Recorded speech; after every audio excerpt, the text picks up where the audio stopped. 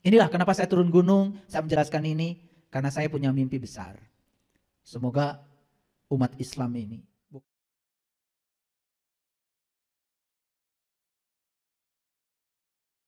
Allah mengatakan begini, bala man aslama wajhahu lillah wa huwa muhsinun falahu. Wa huwa muhsinun falahu ajruhu inda rabbih wala khaufun alaihim walahum yahzanun. Ini pintu masuk ke dunia sains. Ini pintu masuk ke dunia sains. Perhatikan saya. Bala akan tetapi man barang siapa aslama berserah diri wajhahu wajah. Jadi di sini dikatakan barang siapa yang menyerahkan wajahnya seutuhnya lillah kepada Allah. Jadi diartikan berserah diri karena diri kita yang sejati kan sebetulnya identitasnya ada di sini. Identitas manusia di sini semua. Makanya KTP semua dari sini ke atas. Betul apa tidak? Pak RT, sekampung ini saya terkenal seksi. Tolong dong, jangan dari sini ke atas. Saya pengennya dari sini ke sini. Gak bisa. Identitasmu kata Pak RT dari sini kalur. Kau macam-macam.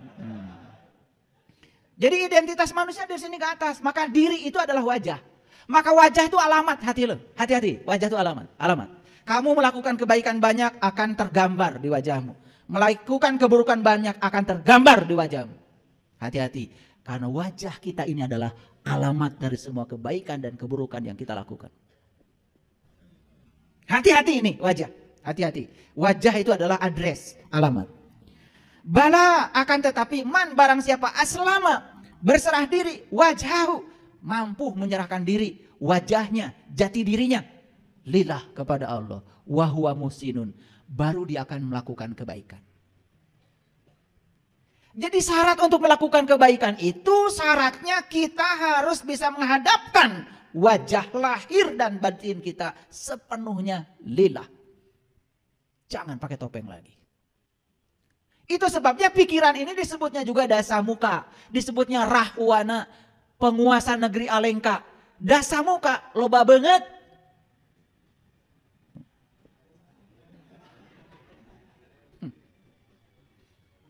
Artinya apa? Sepanjang kita masih dikendalikan oleh pikiran kita, sepanjang itu pula kita akan terus bertopeng. Pura-pura soleh, pura-pura suci, pura-pura benar, pura-pura sabar. Aslinya gak seperti itu. Tah eta rahwana teh. Makanya saya tidak mau menceritakan rahwana. Saya undang rahwananya di sini. Itulah si dasa muka yang suka bertopeng, berpura-pura. Bahkan kita berpura-pura menjadi orang lain. Terawas, enak kalau nggak datang, padahal nggak mau datang. Sering begitu. Rahwana ada di sini. Makanya si Rahwana ini terkenal sebagai penculik Dewi Sinta. Sinta itu kesadaran. Rama itu siapa? Rama itu diri kita. Nah diri manusia itu namanya Rama. Makanya Rama pasangannya adalah Sinta. Sinta sering dicuri oleh Rahwana. Sebetulnya itu cerita Ramayana itu cerita diri kita. Karena kita sering kehilangan kesadaran. Dicuri oleh yuwas wisu, pikiran gelap kita. Itulah yang namanya Rahwana. Bertopeng, dasa muka. Sebetulnya wajahnya bukan 10, leuwih loba. Itulah pikiran. Saya kasih tahu para sahabat. Sepanjang kalian masih dikendalikan oleh pikiran hidup kalian. Sepanjang itu kalian akan terus berpura-pura. Siapa yang sedang ditipu? Dirimu sendiri. Berpura-pura sholat, padahal tidak sholat.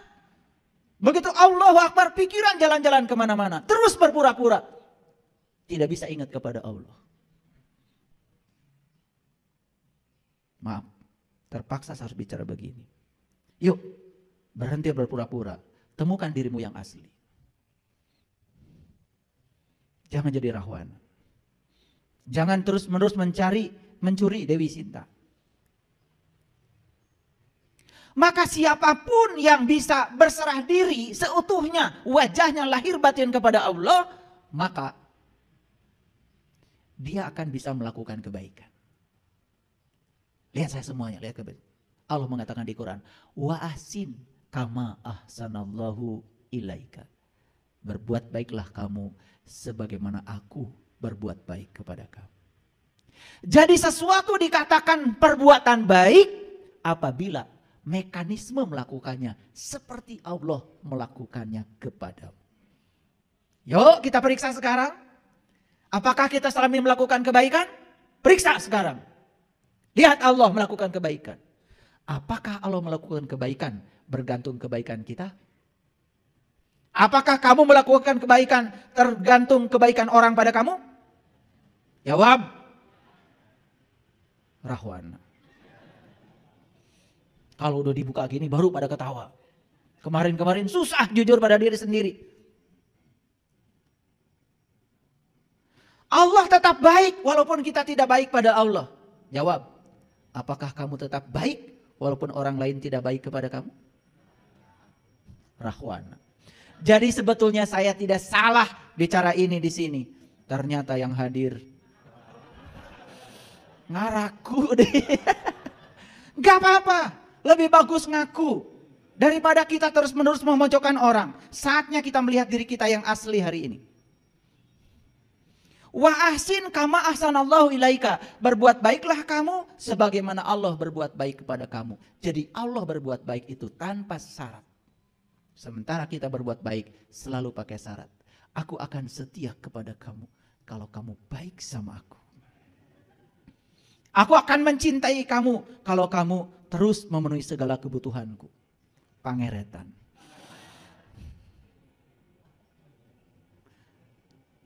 Jadi jangan-jangan semua yang disebut perbuatan baik selama ini mekanisme melakukannya tidak seperti Allah melakukannya kepada kita. Karena kita terus berpura-pura. Terasa? Kenapa kita tidak bisa muhsinin, tidak bisa menjadi orang baik? Karena kita belum bisa menghadapkan seutuhnya wajah lahir batin kita kepada Allah. Belum aslama, belum Islam. Belum, baru ngaku-ngaku saja. Clear sampai sini? Oke, lanjut. Siapapun yang melakukan kebaikan, maka baginya adalah pahala. Perhatikan, falahu ajrun. Maka bagi dia akan ada ajrun. Saya sudah jelaskan tadi ya. Ajrun itu adalah sang wajibul wujudnya. Ajrun itu adalah zatnya. Jadi sebetulnya pahala yang sebenarnya adalah Allah. Untuk apa masuk surga kalau nggak ketemu Allah? Bukankah kenikmatan tertinggi di surga itu adalah berjumpa menatap kemuliaan wajahnya? Jadi pahala yang sebenarnya itu adalah ajrun. Maka di Quran kata pahala adalah ajrun. Falahum ajrun ghairu mamnun. Paham? Kalau saya bahas ajrun ini nanti perlu waktu 60 SKS. Itu aja dulu, itu dulu. Ya, jangan tanya lebih lanjut dulu ya. Jangan. Karena bagusnya dijawab oleh pengalaman pribadi kita nanti. Jangan dijawab oleh hayalan. Karena setiap pertanyaan kalau jawab, belum tentu jawaban itu adalah atas pertanyaan itu. Oleh karena itu, hati-hati. Sucikan terus pertanyaan. Jangan dikotori oleh jawaban yang keliru. Sucikan terus pertanyaan ya. Nah, siapapun yang sudah mendapatkan ajrun, sudah mendapatkan dia. Makanya para rasul, para nabi kan doanya, hasbunallah wa ni'mal wakil, ni'mal maula wa ni'man nasyir, hasbi Allah. Cukuplah engkau bagiku ya Allah. Cukuplah engkau wakilku. Cukuplah engkau penolongku. Makanya orang yang sudah sampai di kesadaran itu, tidak pernah meminta apapun kecuali minta Allahnya. Tidak minta rezekinya, tidak minta ilmunya. Cukuplah engkau ya Allah. Hasbi Allah, hasbi Allah. Tapi kata-kata itu tidak ada artinya kalau cuma dihafal. Karena buat apa kita bilang hasbi Allah kalau kita belum tahu dan kenal kepada Allah. Kata-katamu hanya sebatas kata-kata kosong. Bullshit namanya. Tidak ada artinya. Dan kita sudah terbiasa dengan kata-kata kosong itu. Terus mengucapkan kata-kata itu walaupun kita tidak mengalami. Sekarang isi kata-katamu dengan energi agar kata-katamu berdampak. Nah, dua yang akan diraih oleh orang yang sudah berserah diri seutuhnya kepada Allah. Sudah dia melakukan kebaikan sebagaimana Allah melakukan kebaikan padanya, tanpa keinginan, tanpa muatan, tanpa syarat, unconditional. Kalau kalian sudah melakukan itu yang disebut dengan ikhlas. Jadi ikhlas yang tadi itu tidak tepat. Gak apa-apa sedikit juga, yang penting ikhlas. Ikhlas itu gak ada kata-katanya. Ikhlas itu tidak ada katanya. Kalau masih pakai kata-kata, itu tandanya belum ikhlas. Siapa yang sering mengatakan ikhlas, belum ikhlas. Bahkan yang masih merasakan keikhlasan dalam keikhlasannya, itu saja belum ikhlas. Merasa ikhlas saja itu belum ikhlas. Jadi ikhlas itu artinya sudah lepas, selesai. Makanya tidak pernah ngungkit-ngungkit kebaikan pada orang. Kamu gak pernah tahu ya berapa besar kebaikanmu padaku. Kamu tidak tahu terima kasih. Itu kata-kata yang diucapkan oleh orang-orang yang tidak ikhlas. Yang ikhlas tidak pernah mengatakan apapun. Orang mau baik, mau buruk. Wa ahsin kama ahsanallahu ilaika. Orang yang baik sama Allah dikasih napas. Orang yang tidak baik pun oleh Allah dikasih napas. Seperti itulah cinta kasihnya Allah pada semua makhluknya. Jadi kalau ada orang yang mengajarkan Allah, katanya Allah tuh baik sama orang yang baik sama Allah, tidak baik atau mengazab orang tidak baik pada Allah, itu Allahnya dia harus dikoreksi. Itu bukan Allah yang asli, itu Allah buatan dia. Seperti dia. Ngerti maksud saya? Yaudah. Yang ketawa berarti otaknya cerdas. Ini ketawa belakangan. Rada cerdas. Karena tertawanya belakangan. Makanya dua kata Allah, ya, wala khaufun alaihim walahum yahzanun. Maka orang yang sudah berserah diri kepada Allah, dia sudah bisa melakukan kebaikan sebagaimana Allah melakukan kebaikan padanya. Hasil akhirnya apa? Dia tidak takut, dia tidak sedih. Nah, inilah pintu masuk untuk memasuki pada dunia sains, hasil-hasil riset tentang berserah diri. Jadi kalau baca bukunya David Hawkins tentang letting go, kalau bacanya The Power of Now yang ditulis oleh siapa itu? Siapa? Eckhart Tolle. Wah, itu. Saya belum pernah menemukan penjelasan tentang berserah diri yang masuk akal dan bisa dipraktekkan kecuali dari dua orang itu. Maaf ya, saya sudah baca banyak kitab. Semuanya nggak jelas. Dan maaf ya, jangan tanya mereka yang berdua ini keyakinannya apa. Nanti kalian bingung lagi. Gitu ya, saya cuma takut bingung ketika disebut ya. Oke, perhatikan saya. Jadi kalau orang yang sudah berserah diri kepada Allah itu dua hasil akhirnya, tidak takut dan tidak sedih. Tidak khawatir dan tidak berduka cita. Mari kita lihat dulu sekarang. Kapan seseorang itu takut? Ini hasil riset neuroscience mengatakan bahwa seseorang itu akan takut manakala dia mengizinkan dirinya dibawa oleh pikirannya ke masa depan. Kita buktikan sekarang. Kita bernapas sekarang? Bernapas. Ada duit ya di kantong? Pasti ada. Pasti ada. Saya tahu gak usah bohong. Ya, beras di rumah ada? Ada. Makanan di rumah? Ada. Sekarang coba memikirkan besok. Memikirkan lusa, memikirkan yang akan datang. Pasti kalian akan takut. Padahal faktanya hari ini kita baik-baik saja. Jadi sebetulnya takut itu terjadi pada diri kita manakala kita mengizinkan diri kita dibawa oleh pikiran palsu kita ke masa depan. Clear? Jadi takut berasal dari mana kalau begitu? Dari kenyataan atau dari ilusi pikiran? Ilusi pikiran. Hari ini ditakutkan kemarin, faktanya hari ini baik-baik saja. Nih saya kasih tahu ya, hari ini itu kemarin ditakutkan oleh kalian. Tapi ternyata kalian hari ini baik-baik saja. Duit ada. Buat ongkos ada. Makanya saya kasih tahu besok itu tidak ada. Untuk membuktikan besok tidak ada, maka naik angkot. Ada tulisan di angkot. Hari ini bayar, besok gratis. Besok naik angkot lagi, bayar? Kata supir angkot, kan gratisnya isuk Bu.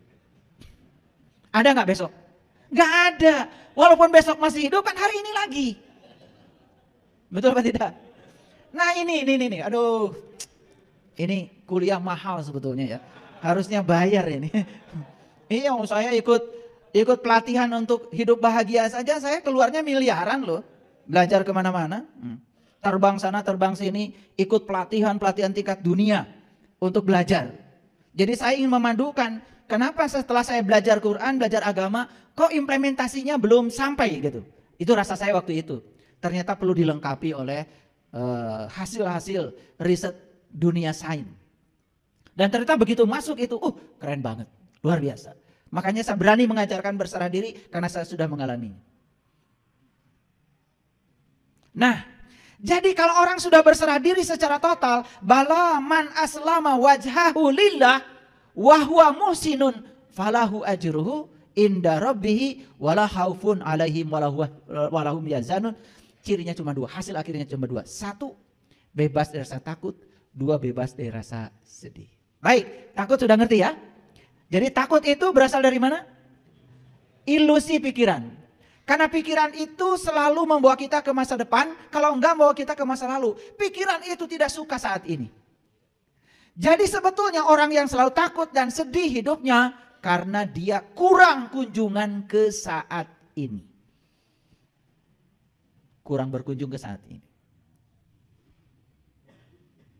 Nah, yang kedua sedih. Dari mana sedih? Sedih itu berasal dari masa lalu.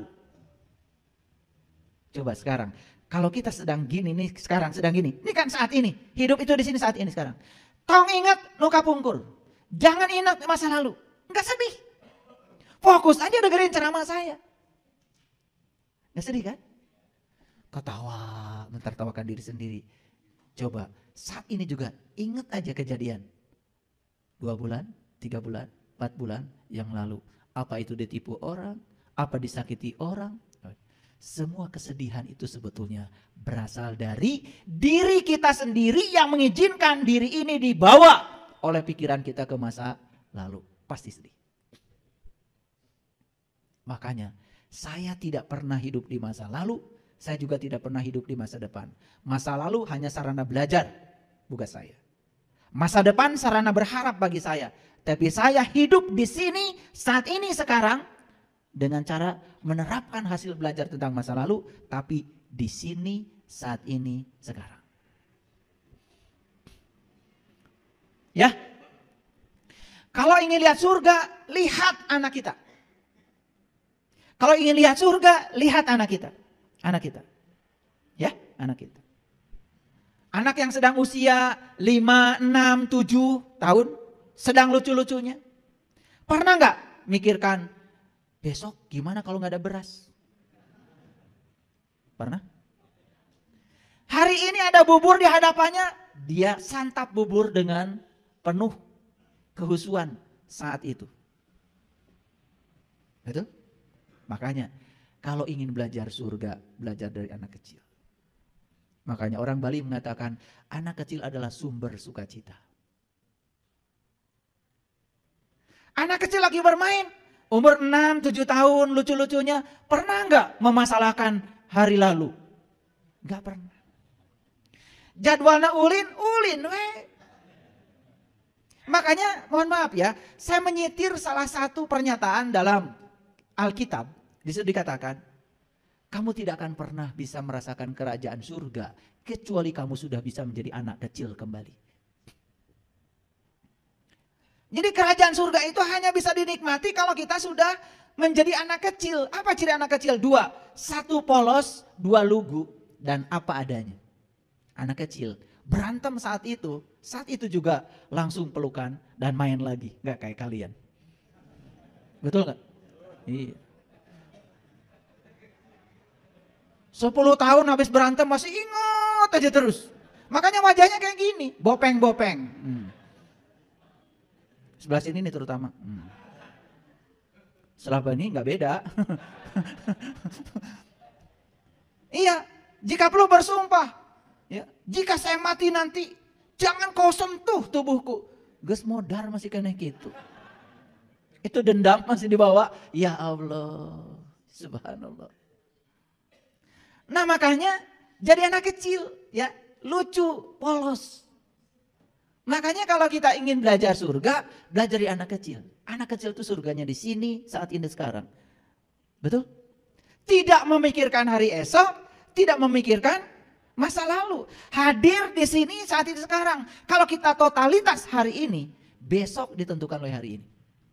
Jadi besok itu gak usah dipikirkan sebetulnya. Isi saja secara total hari ini. Hari ini bisa berbagi, berbagilah. Hari ini bisa nengok tetangga yang sakit, tengoklah. Hari ini bisa memberi senyum pada orang, tersenyumlah. Mewah tersenyum itu. Suatu saat kalian tidak bisa itu lagi. Saya kasih tahu pada semuanya. Kalian bisa duduk di tempat ini mewah? Mewah. Karena besok-besok belum tentu bisa duduk seperti ini. Bisa nulis mewah? Mewah. Karena besok-besok tidak mungkin bisa menggerakkan tangan ini lagi. Cuci tangan, merasakan air menyentuh tangan kita, mewah? Mewah, karena suatu saat air menyentuh tanganmu, kau tidak akan merasakan lagi dinginnya air. Jadi betapa banyak kemewahan yang diberikan semesta kepada kita, kita lupakan. Kenapa? Lagi cuci tangan, pikiran sudah di meja. Gitu maraneh mah. Punten ya, hayang nyiwit. Iya. Lagi makan, pikiran sudah di pasar. Betul? Itulah manusia. Dulu waktu gadis pengen cepat nikah. Membayangkan kehidupan ada pikiran anu nipu. Betul? Menikah teh raos mereunanya. Kulom teh duaan. Gitu. Begitu sudah nikah, pengen cerai. Kieu geuning karasana, kan gitu. Betul? Kayak gitu. Terus berburu ke depan. Katanya pengen piknik ke Bali. Dari rumah udah buru-buru, pakai baju buru-buru, sarapan buru-buru. Barudak buru-buru atuh hararese. Tuh, rek piknik naon juga gitu. Betul enggak? Saya tadi di mobil, begitu macet, tit, buru-buru, hayang buru-buru ke airport. Di airport teh hayang buru-buru naik pesawat. Geus naik pesawat, hayang buru-buru entep deui pesawat teh.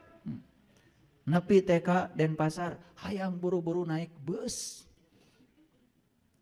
Naik bus teh hayang buru-buru ke hotel. Di hotel hayang buru-buru ke Kutu. Di Kutu hayang buru-buru ke Jimbaran. Terus hayang buru-buru rek iraha piknik nari maneh.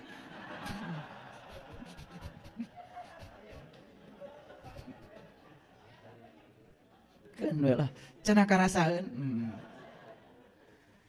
Terus saja ya diri ini dibawa oleh pikiran ke masa depan. Tidak pernah hadir. Sugan keur di mobil teh, gek teh calik. Alhamdulillah tiasa calik keneh. Begitu nyepang setir teh, alhamdulillah Gusti, abdi teh tiasa keneh nyepang setir. Hadir di situ saat itu, coba belajar hadir. Makanya kalau saya mau nyetir nggak buru-buru, jelek di mobil teh. Alhamdulillah mewah sekali. Bisa duduk, bisa menggerakkan kaki mewah. Sepanjang perjalanan saya nikmati. Saya dari rumah tadi tidak pengen buru-buru nyampe di sini. Enggak.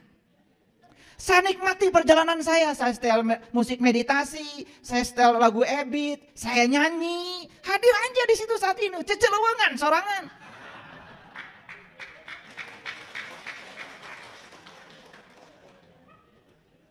Da maraneh mah teu kitu. Rek ngaos cenah di rumah ka dieu, mau belajar berserah diri di jalan. Nit.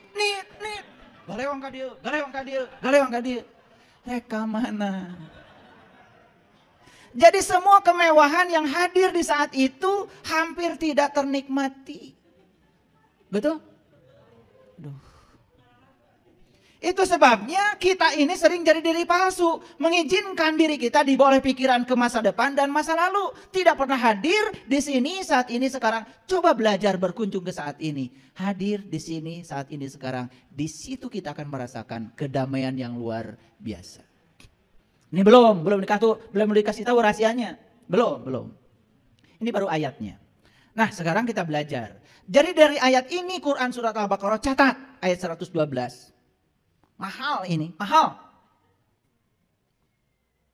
Jadi ciri orang yang sudah berserah diri itu sudah tidak lagi takut, tidak lagi khawatir. Jadi berserah diri itu sebetulnya hadir di sini saat ini sekarang tanpa penilaian benar salah, tanpa penilaian baik buruk.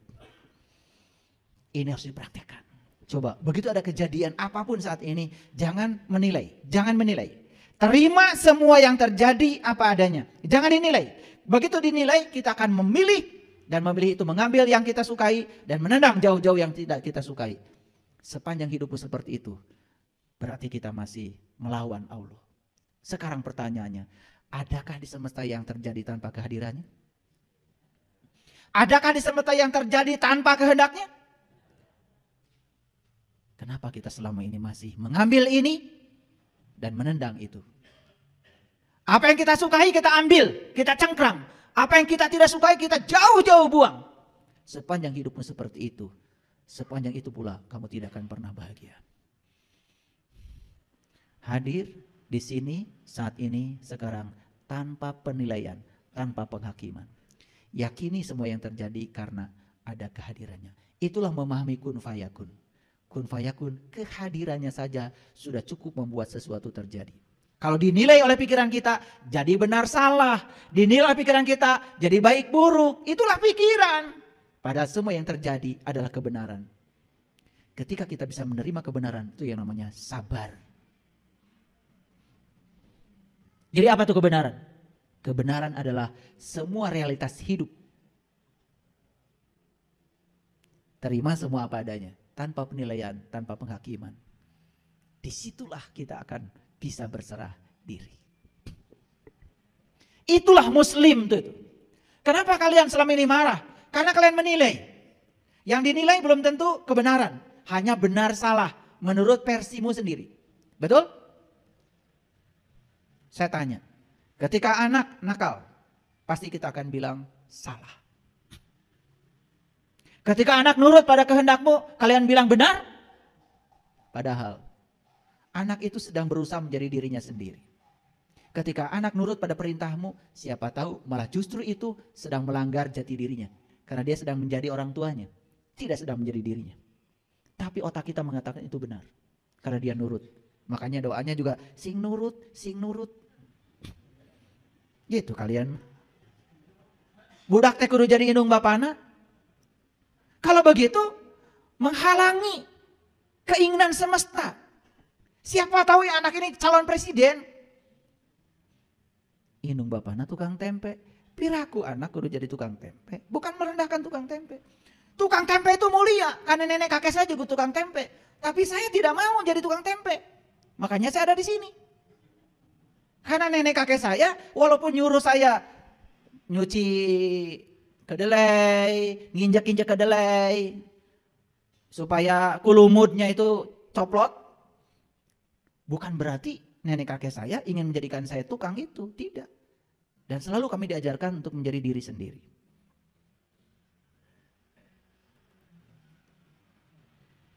Jangan pernah paksa anak itu harus menjadi seperti kita. Karena apa? Siapa tahu anak disiapkan untuk menjadi lebih dari kita. Paham maksud saya?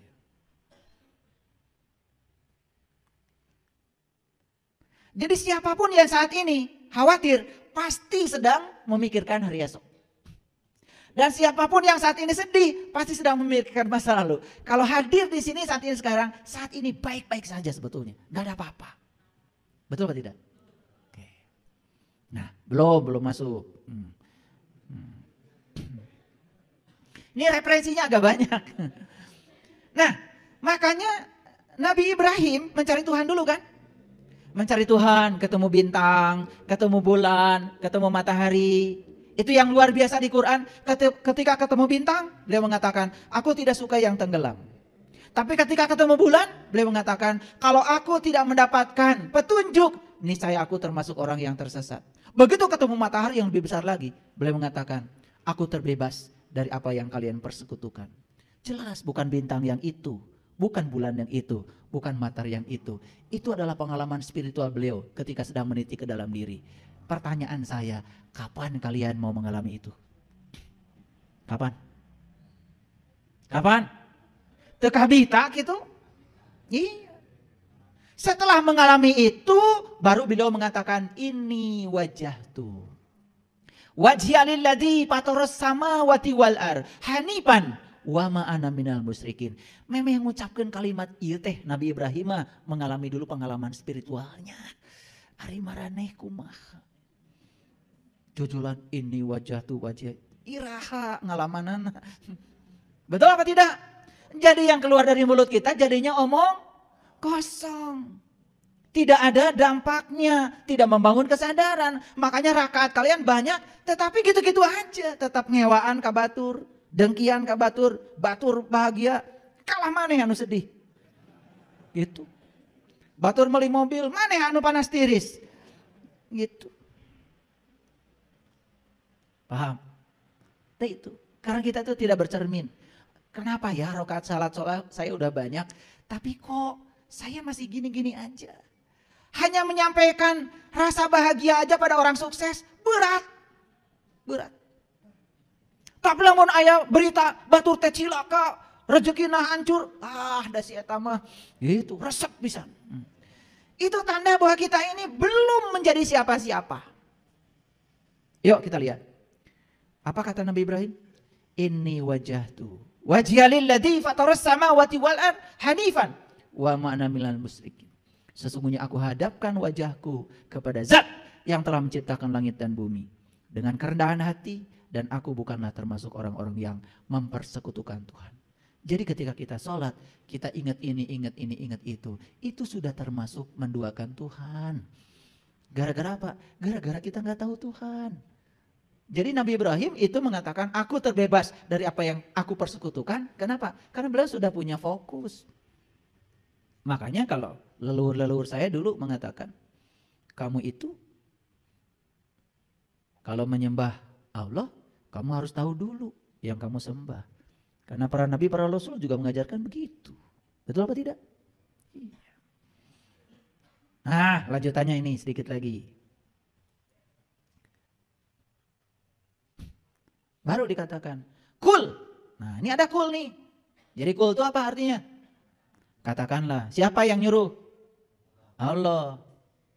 Nah, Allah itu kalau nyuruh sesuatu pasti sama orang yang sudah mengalami, merasakan. Kalian aja nyuruh ke anak misalnya, sok atuh dongengkeun piknik kamari teh kumaha. Berarti anaknya sudah piknik. Kolot jiga naon. Sok jang caritakeun piknik teh kumaha. Apaan kamari ulah cenah piknikna oge.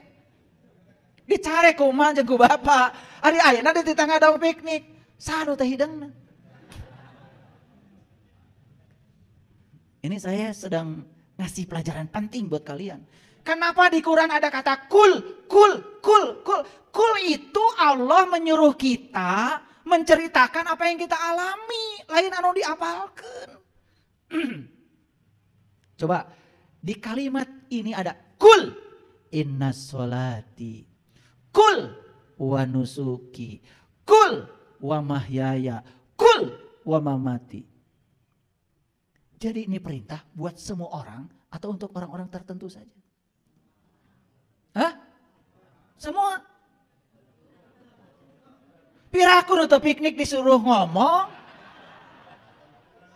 Kamarana ya tadi saya udah ngeceblek teh tengah arti keneh wae. Teu piknik disuruh ngomong. Kalau tiga naon gitu. Perhatikan, kul itu hanya untuk orang yang sudah mengalami. Saya tanya, betul nggak sholatmu itu untuk Allah? Katanya buat pahala.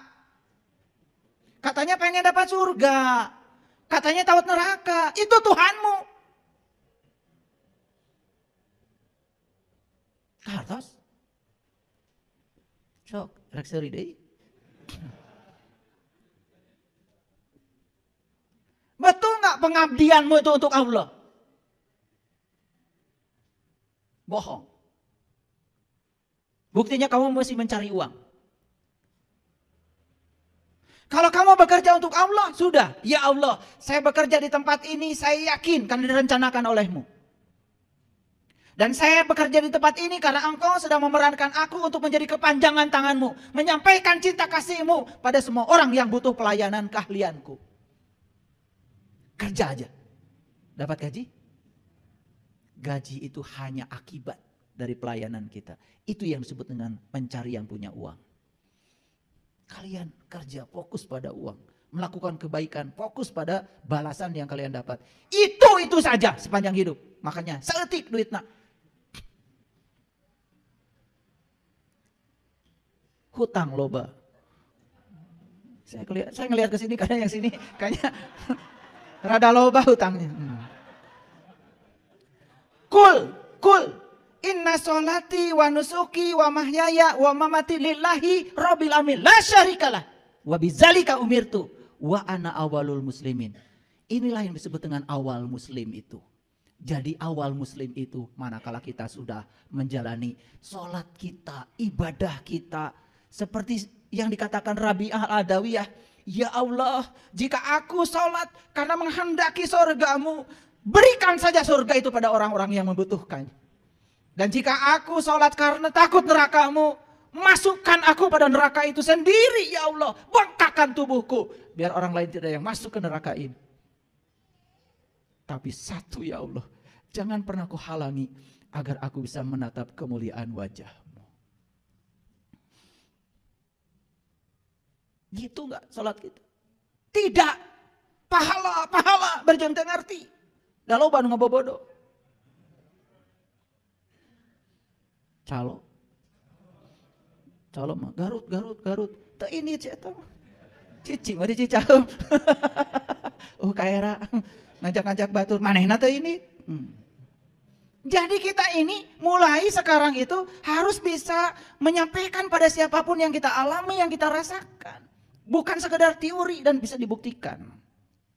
Kul inna sholati wa nusuki wa mahyaya wa mamati lillahi rabbil alamin la syarikalah wa bidzalika umirtu. Wa bidzalika umirtu artinya apa? Apapun amarmu, apapun keputusanmu, apapun perintahmu, aku akan turut. Walaupun itu sangat berat bagiku. Aku yakin tidak ada perintahmu kecuali cinta kasihmu. Bebaskan benar salah, bebaskan baik buruk. Semua yang terjadi, semua realitas adalah kebenaran. Terima semua realitas apa adanya. Hari ini harus bersuami si A, wataknya seperti itu, terima seutuhnya. Hari ini harus punya istri si A, wataknya gitu, terima seutuhnya. Tong hayang ganti? Silahkan gak percaya sama saya, kamu ganti. Kamu akan dapat lebih parah. Itu remedial namanya. Ya, remedial itu namanya. Makanya akan diulang. Kita akan ketemu orang yang sama wataknya, sama segalanya. Sepanjang kita belum bisa menerima dia apa adanya, sepanjang itu kita akan dihadapkan pada watak-watak yang sama. Pikiran menipu kita lagi. Sugan atau ninggalkan si eta mah panggijeng si itu. Si itu sarua jeung si eta. Sarua gadagna, sarua teu boga duitna, nyusahkeun. Punten ya. Kadang-kadang harus diebrehkeun. Kalau nggak digini kan nggak ngerti-ngerti, ya toh? Yang lucu itu kadang-kadang yang begini itu dilakukan oleh orang-orang yang mengataskan dirinya itu tokoh. Tidak cocok dengan pasangan, buang. Apa-apaan. Masih ngajarkan kesabaran pada orang lain. Masih ngajarkan Islam pada orang lain. Manusia macam apa? Nggak tahu diri. Yang namanya pasangan itu kata Quran juga jelas. Azwaja itu pasangan. Pasangan mah kiri kanan. Gak pernah kalian beli sendal kanan-kanan. Gak pernah beli sendal kiri-kiri. Labuh. Betul apa tidak? Jadi azwaja itu pasangan. Pasangan kiri kanan. Beda. Tong hayang sarua. Sarua mau boga anak. Mun sarua mau boga anak. Sugan kaartieun. Betul apa tidak? Iya. Jenis kelaminnya berbeda, secara fisiologi berbeda, cara berpikir berbeda, pendidikan berbeda, dibesarkan di keluarga yang berbeda, sukunya berbeda, adat istiadat berbeda. Ari maneh hayang sarua. Melanggar hukum alam. Tong hayang kawin atuh. Jadi nikah itu adalah latihan menerima dan menghargai perbedaan. Karena kita memang beda. Disekasurkan ku Allah teh supaya diajar menerima dan menghargai bahwa kamu beda. Itu yang akan menumbuhkan kedewasaan. Begitu beda, ganti. Beda doi, ganti. Aduh. Mani babari. Dasar si eta. Ini yang disebut dengan muslim. Muslim itu sudah berserah diri, menerima semua realitas apa adanya. Lihat saya semuanya. Jangan menilai baik buruk. Semua yang terjadi adalah kebenaran. Kekurangan pasangan kita, cara kita untuk dilatih menyempurnakannya.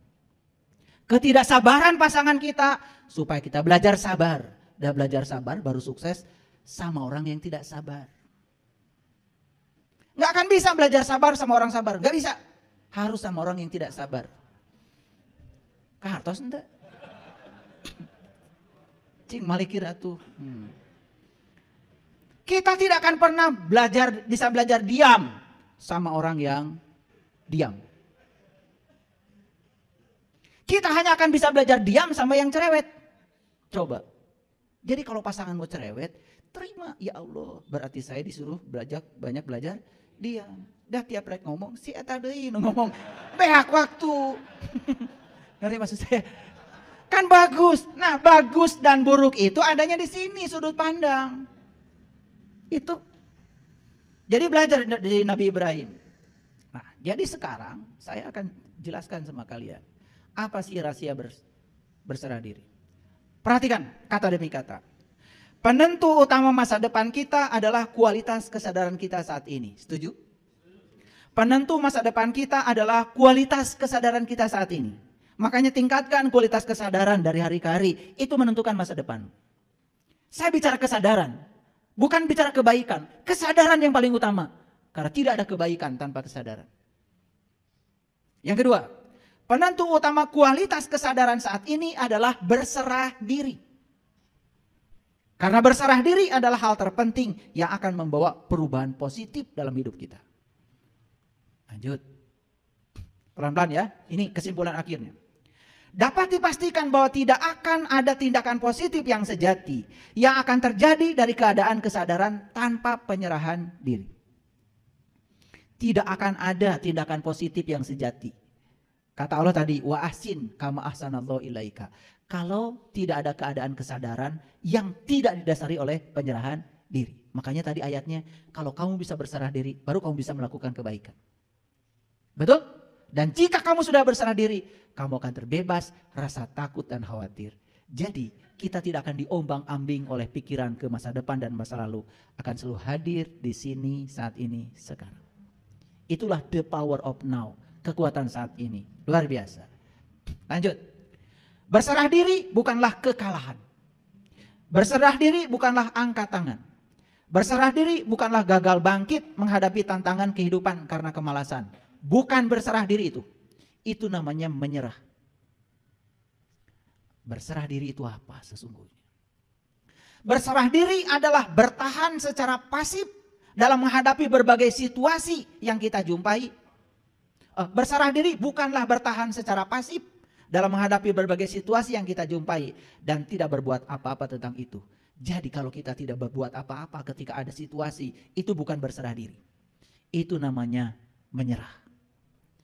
Berserah diri bukanlah berhenti membuat rencana melakukan tindakan positif. Jadi orang sering mengatakan, tos weh nampi.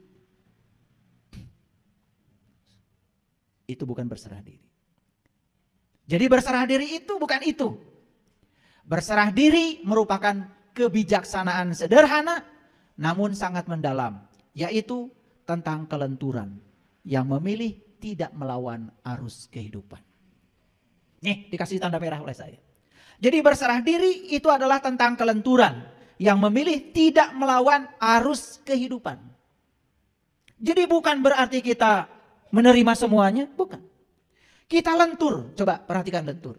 Kalau kursi saya lentur, saya pukul, tangan saya nggak apa-apa. Tapi kalau kaku kayak gini, saya pukul, tentu saya berdarah-darah tangan saya. Semua yang kaku dan tidak lentur akan menyakiti. Dan semua yang lentur itu selalu membawa kelenturan sendiri. Kalian naik sepeda motor, karena ada shock breaker, lentur. Jalan jelek pun dibantu. Kalian naik mobil, makin mahal mobilnya, makin lentur. Shock breakernya makin bagus. Shock breaker artinya peredam kejut. Kemudian disebut oleh orang pada umumnya sebleker. Jadi kalau saya pergi ke toko owner deal, cari shock breaker, bilangnya nggak ada pak. Saya ganti, Ari sebleker ayah pak, ayah. Nah. Jadi kadang-kadang kita harus ikutan. Nggak apa-apa, demi komunikasi. Saya beli idle arm, yaitu penghubung antara setir dengan tie rod. Idle arm, itu ayah pak. Eta ping-ping hayam. Ayah pak, ayah. Kebetulan idle arm itu bentuknya kayak paha ayam. Jadi saya sebut ping-ping hayam, ayah. Itu bahasa pasar itu namanya. Nggak apa-apa, lentur saja. Lentur saja, jangan mung meli ke toko eta mah.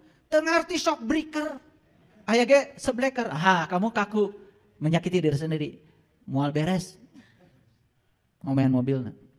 Jadi sebetulnya berserah diri ini tentang kelenturan. Kita harus lentur, harus fleksibel.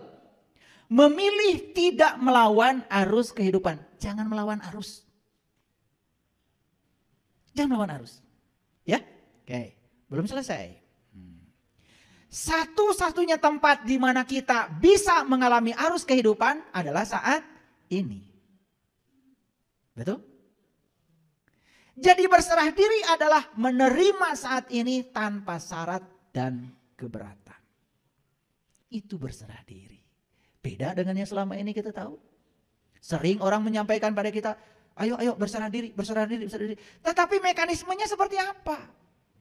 Ternyata berserah diri adalah menerima saat ini tanpa syarat dan keberatan. Nih lihat saya. Sekarang kita sedang hidup saat ini. Nanti pulang dari sini, kalau ke rumah, pasti akan ketemu saat ini juga. Betul? Kalau besok masih hidup, saat ini juga. Selalu sadar pada saat ini. Menerima saat ini tanpa syarat dan keberatan. Rasakan. Kita akan diliputi oleh kedamaian yang luar biasa. Nih pulang dari sini nih. Nanti kalau masih hidup nanti sore. Saat ini bukan itu. Saat ini. Tiba-tiba ada di rumah kacau balau. Tenang saja. Terima saat ini tanpa syarat. Jangan ada keberatan. Terima aja. Terima. Coba rasakan. Ini sangat dahsyat sekali. Makanya kenapa saya selalu tenang dimanapun, situasinya apapun. Saya pakai ilmu yang sesederhana ini. Saya menerima semua orang tanpa syarat. Saya menerima semua peristiwa tanpa syarat. Bahkan saya ketemu dengan orang yang jahat pada saya pun saya terima dia tanpa syarat. Tidak pernah saya bahas masa lalunya, tidak. Saya terima dia saat ini, kan saat ini sedang papangi. Yang sudah terjadi mah itu baheula. Dan kalau kita mengizinkan kita ke yang dulu, maka kita akan menolak saat ini. Begitu menolak saat ini kita melawan arus. Agak berat memang pemahaman ini, agak berat karena harus praktek. Pokoknya kalau masih hidup, semua waktu adalah saat ini. Dan setiap peristiwa yang terjadi apapun terima tanpa syarat. Jangan pakai embel-embel apapun. Lihat keajaibannya luar biasa. Seandainya pulang dari sini pasangan hidup kita ngaji lama-lama. Ingat langsung pelajaran. Saat ini.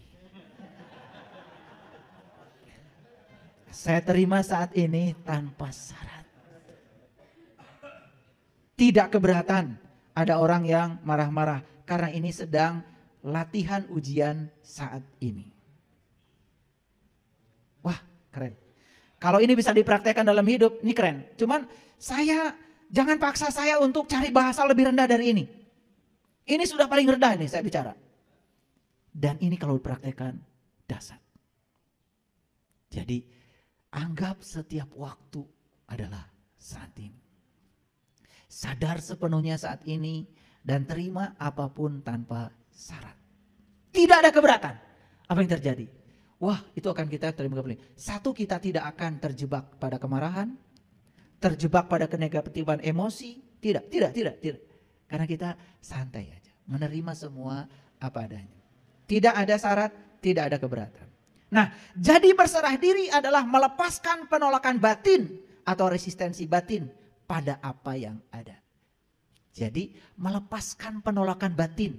Karena sebetulnya penolakan itu berasal dari dalam diri kita sendiri. Lepaskan penolakan itu. Itu yang namanya berserah diri. Jadi pantas kalau Allah bilang, janganlah kau mati kecuali sudah berserah diri. La tamutunna illa wa antum muslim. Oke. Sedikit lagi. Resistensi batin selalu berkata tidak pada apa yang ada. Jadi batin ini selalu menolak apa yang ada. Kenapa? Terutama batin yang gelap. Karena dibawa pikiran ke masa depan, dibawa pikiran ke masa lalu. Lihat saya semuanya. Suka nggak kita mengatakan, itu raos ngan hanya kurang loba. Suka gitu kan?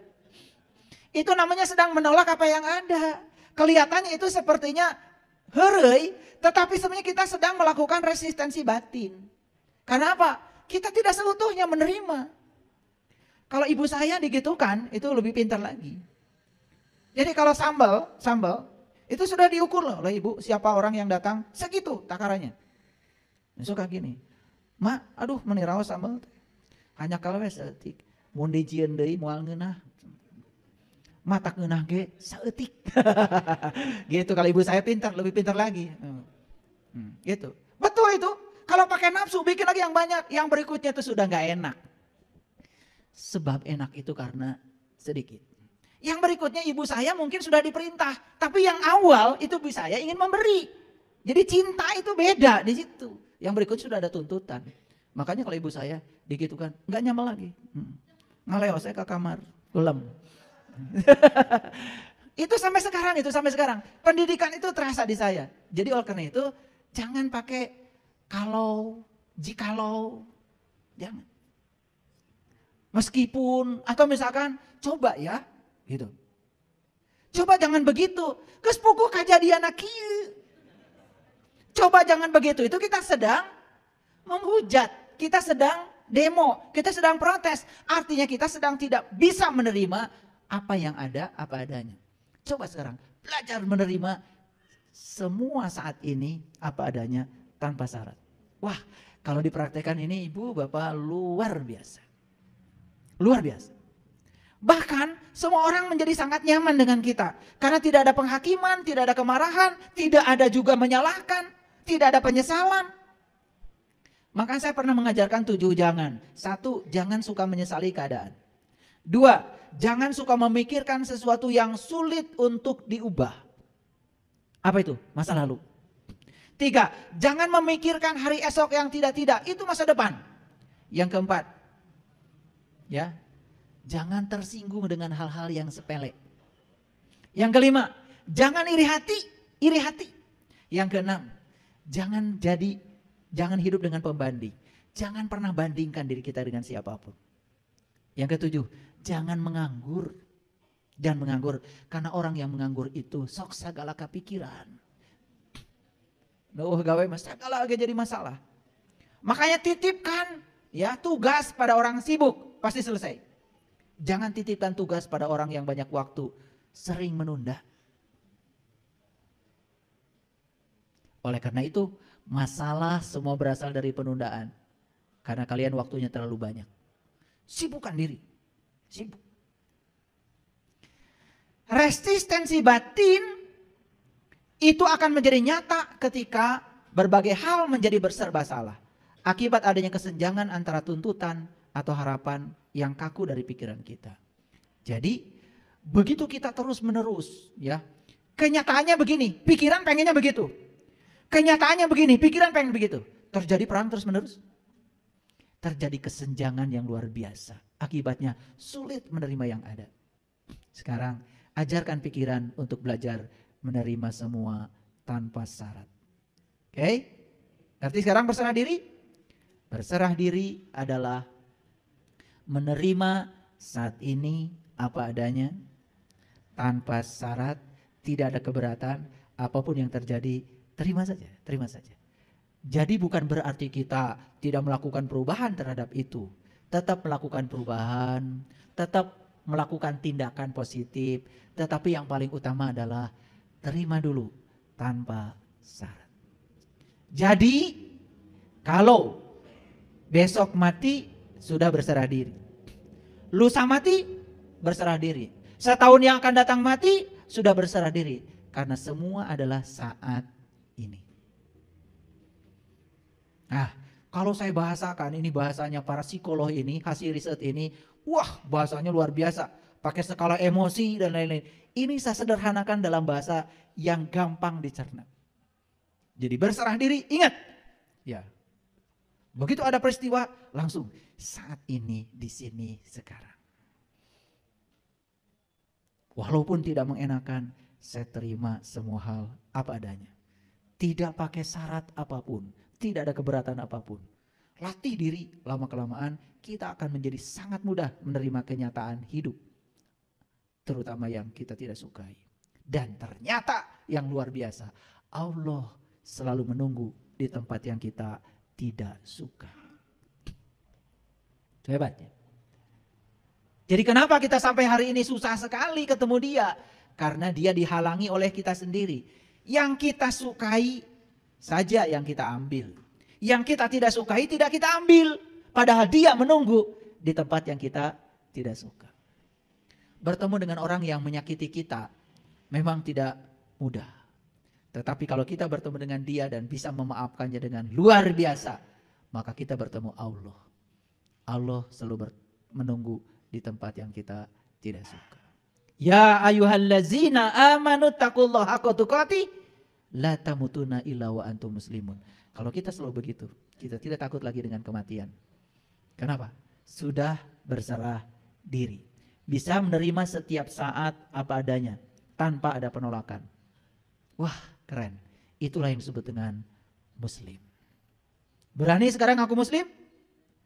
Ya, harus berani. Saya muslim dan saya akan pertanggungjawabkan pengakuan saya. Saya akan bisa menerima setiap saat apa adanya tanpa syarat. Wah, luar biasa.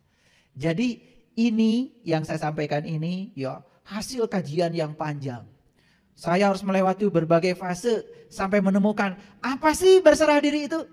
Dan sekarang setiap kejadian apapun tidak pernah mengganggu saya. Selesai dengan diri sendiri. Itu yang disebut dengan damai. Jadi sebetulnya semua konflik di luar diri kita sebetulnya karena kita masih punya urusan dengan diri kita sendiri. Kenapa? Ada kesenjangan yang diciptakan oleh pikiran dengan kenyataan hidup. Sekarang lihat, semua kenyataan hidup adalah realitas. Setiap realitas adalah kebenaran. Tidak ada realitas yang tidak ada kehadirannya dia. Karena kita percaya kehadirannya sudah membuat realitas terjadi. Kita tidak akan menolaknya. Terima semua apa adanya. Maka itulah yang akan membuat kita menjadi tenang, tentram, damai, bahagia, suci, bersih, indah, mulia. Kita tidak akan terjebak untuk melakukan tindakan-tindakan yang merusak mentalitas kita sendiri. Nah, orang yang semacam ini, kemanapun dia datang, dirindukan kehadiran.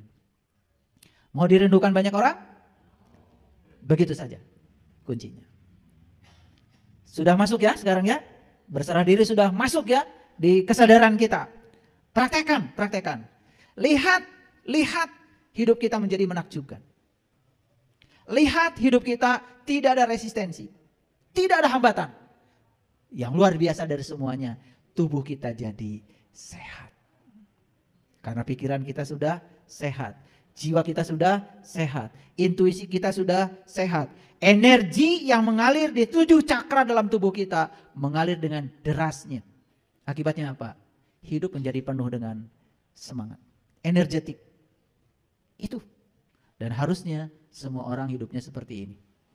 Jadi kalau orang sakit, habis duduk sebentar, bangkit, kunang-kunang, kelayangan, wah itu peringatan dari tubuh bahwa ada yang salah dalam diri kita.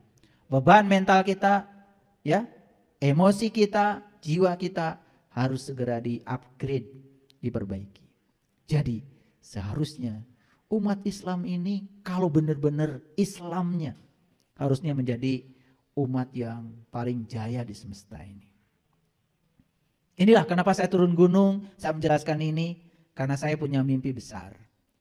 Semoga umat Islam ini bukan sekedar pengakuan, tetapi bisa menunjukkan keislamannya dalam wujud akhlak, sehingga Islam ini menjadi rahmatan lil alamin. Terima kasih. Assalamualaikum warahmatullahi wabarakatuh.